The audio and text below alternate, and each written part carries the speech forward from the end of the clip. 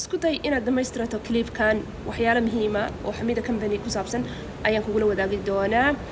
daawada awalan haddii aad jeceshahay danayso caafimaadkaaga uu koow ku yahay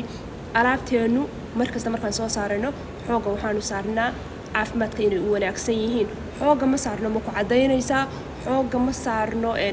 kalarkaaga ma bedelaysaa wax jirkaaga u wanaagsan kalarkaaga Ilaahay ku siiyay ee madowga ahaa ee quruxda badnaa inay ku siyaadiso at the same time caafimaadna uu leeyahay shaygii uusan kiimika lahayn taas horta anaga priority-ga uu yahay iyo maaragtay inaanu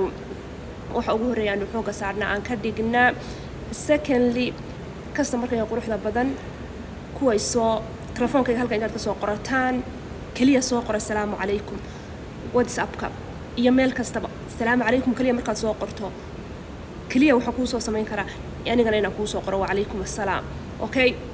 business man meesha u joognaa de inaan isa salaano ma aha hadaa business ii soo wacaysid full information soo qor aniga salaamu calaykum kaliya inta ay tiraado kuguma soo celinayo ya waqtigu aad buu muhiim u yahay ya ama xagee joogtaa in halka la weydiiyay xagee joogtaa unless you making orders de oo kuma aanan imaanin su'aalaha ugu badan oo telefoonkayga WhatsApp-ka ka arkaa xagee joogtaa assalaamu calaykum waa inaad tiraahdo waa la sheeg caynkaasa iiga waran shaygasan ka helay shayga xataa picture-kiisa soo qaad soo dir screenshot inta ka soo qaadatid okay saas kaliyaan iskula hadli karnaa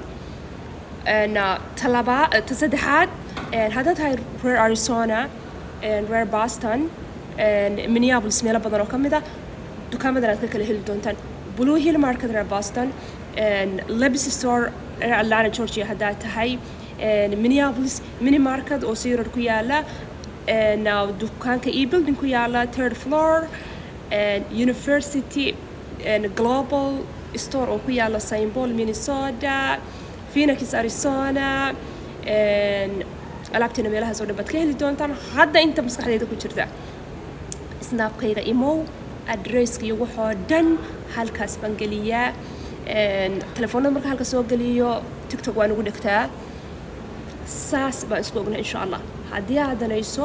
wax caafimaad leh inaad isticmaasho kambaniga Xamida waa saas wax 5 casho ku si kale ka dhigaya wax 5 days ku bedelaya we don't sell those kind of stuff sidaas ula soco salaam calaykum